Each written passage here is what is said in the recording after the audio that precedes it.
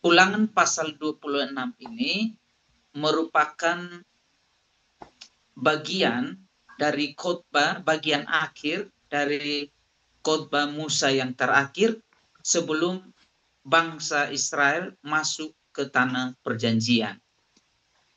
Sehingga Musa memberitahukan ada 3 hal, ya, sebagaimana yang sudah dibagi dari 3 perikop ini, yaitu hasil pertama, di mana hasil pertama dari usaha ataupun pekerjaan yang akan dibawa kepada menjadi persembahan kepada Tuhan. Hal ini menjadi simbol atau menjadi persembahan ucapan syukur karena Tuhan telah memberkati bangsa Israel. Di mana tadi sudah dikatakan bahwa ketika mereka mengingat kembali bahwa mereka tadinya ditindas, dianiaya di Mesir, tetapi Tuhan telah membebaskan mereka dan mereka dibawa ke suatu tempat, ke negeri yang akan mereka duduki.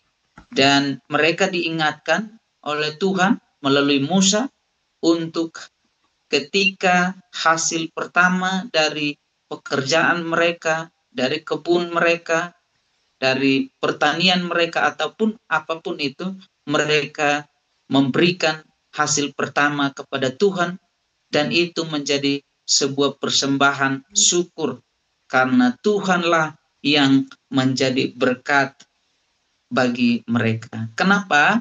Karena Tuhan menginginkan yang terbaik dan pertama, bukan yang sisa. Jadi seringkali ada yang melakukan hal ini.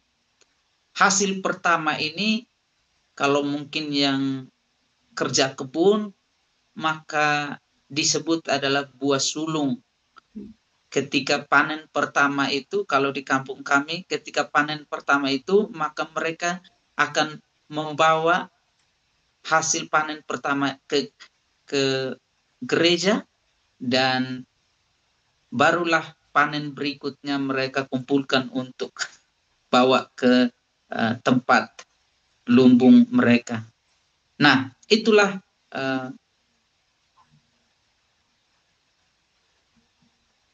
makna daripada persembahan hasil pertama. Dikatakan di ayat 2 ya, sudah apabila engkau telah masuk ke negeri, maka ambillah sebagian dari hasil pertama. Dan selanjutnya ayat 3 sampai ayat 10 itu umat diminta mengenal sejarah penyelamatan dari Mesir sampai ke negeri perjanjian. Setiap persembahan dihubungkan dengan pengalaman penyelamatan mereka. Tadi saya sudah bilang bahwa ketika persembahan yang mereka berikan itu untuk menghubungkan kembali mereka, mengingat bahwa Tuhanlah yang menyelamatkan mereka. Dan persembahan itulah yang menjadi respons terhadap kasih karunia Tuhan di dalam kehidupan mereka, baik secara pribadi maupun secara bangsa. Dan ayat terakhir dari perikop pertama, yaitu ayat 11. Memberi, engkau harus bersukacita karena segala yang baik. Di perikop pertama ini menutup dengan engkau harus memberi dengan sukacita karena segala yang baik. Artinya memberi persembahan khususnya hasil pertama bukan karena kewajiban, tetapi ini merupakan ibadah syukur atau sukacita. Bahkan ditambahkan di dalam tulisan Ellen G. White, nasihat tentang pengelolaan keuangan dikatakan Tuhan tidak bermaksud agar pemberian kita menjadi beban. Memberi adalah hak istimewa untuk menyatakan rasa syukur. Oke, lalu yang berikut mengenai persembahan persepuluhan pada tahun yang ketiga.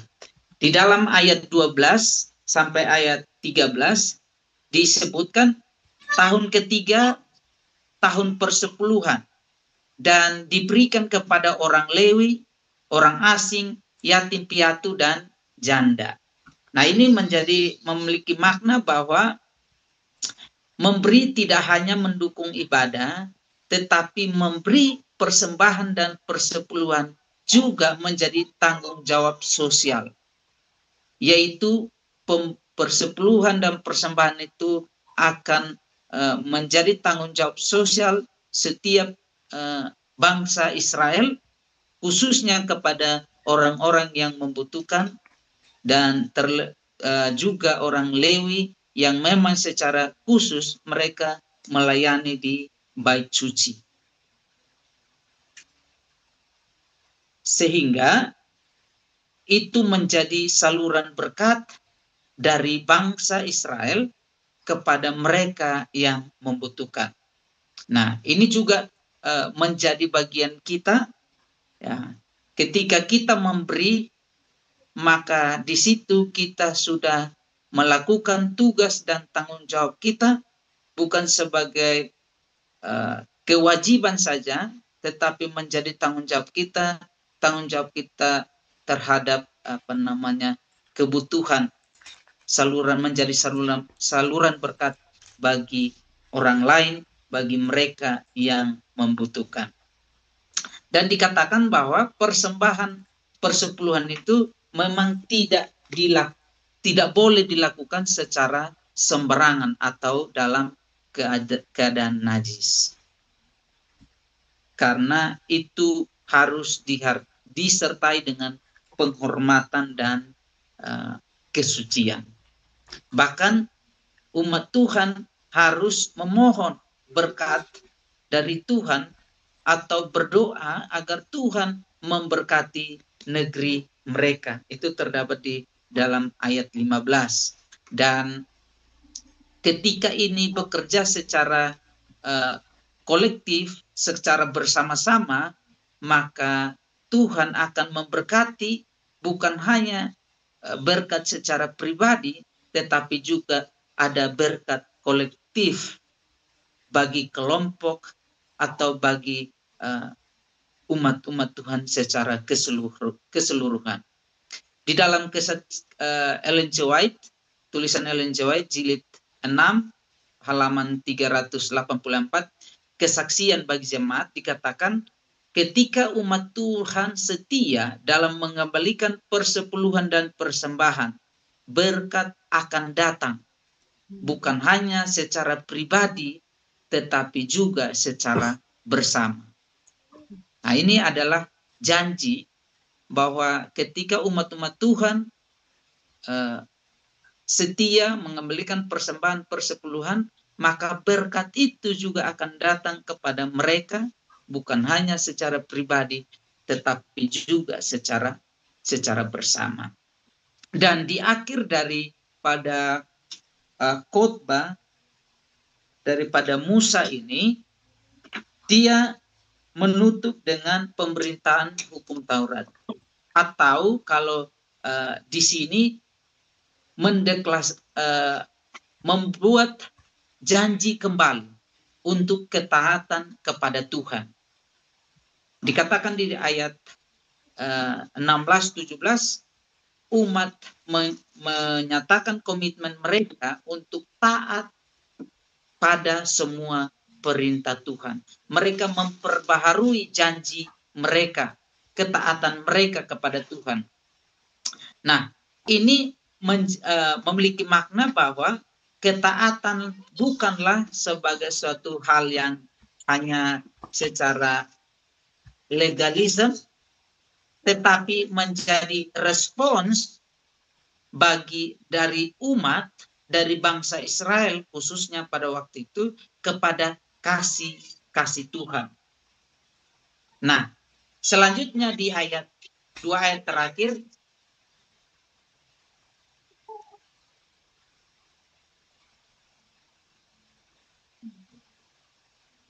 selanjutnya dikatakan di dua ayat terakhir, ayat 18 dan 19, Tuhan mengatakan Israel sebagai umat pilihan yang kudus dan terpuji. Memang Israel, bangsa Israel ini memiliki status yang istimewa yang datang daripada Tuhan, dan ini merupakan satu tanggung jawab yang luar biasa, bukan hanya status yang istimewa, bukan membawa kesombongan, tetapi ini menjadi satu tanggung jawab yang luar biasa. Dan apa maknanya bagi umat Tuhan? Ya tentunya dikatakan di dalam Kesaksian bagi Jemaat, tulisan Ellen G. White, Tuhan telah memilih satu umat yang istimewa, bukan untuk kesombongan, tetapi untuk kerendahan hati, guna mencerminkan karakternya kepada dunia. Nah, dan saya yakin dari ketiga hal ini, baik hasil pertama, baik persembahan persepuluhan, dan baik deklarasi atau janji kepada Tuhan, taat kepada Tuhan, ini masih kita lakukan sebagai umat Tuhan secara pribadi. Bahkan kita mengakui bahwa kita telah dengan setia terus melakukan tanggung jawab persembahan persepuluhan itu, dan bahkan kita mengakui bahwa kita Gereja Masih Advent Hari ke-7 adalah suatu umat yang sisa yang dipanggil keluar, eklesia. Untuk apa? Untuk mencerminkan karakter Allah dan untuk membawakan pekabaran 3 malaikat kepada dunia di akhir zaman ini. Nah, apa aplikasi rohani yang saya tuliskan adalah yang pertama, utamakan Tuhan. Hasil yang pertama itu memiliki arti satu prinsip, yaitu utamakan Tuhan, bukan Tuhan yang kedua. Memberikan yang pertama dan yang terbaik dari waktu, tenaga, dan penghasilan kita kepada Tuhan, bukan sisanya. Lalu yang berikut, persembahan adalah ibadah. Memberi bukan pengakuan atas penyelamatan, memberi merupakan pengakuan atas penyelamatan dan pemeliharaan Tuhan terhadap kehidupan kita. Dan ketaatan kolektif, ketaatan bersama, kesetiaan bersama kepada Tuhan akan mendatangkan berkat juga bersama. Apabila umat Tuhan setia bersama-sama, maka Tuhan akan mencurahkan berkat-Nya atas kelompok atau umat Tuhan di suatu kelompok, di suatu komunitas, ataupun di satu jemaat khususnya.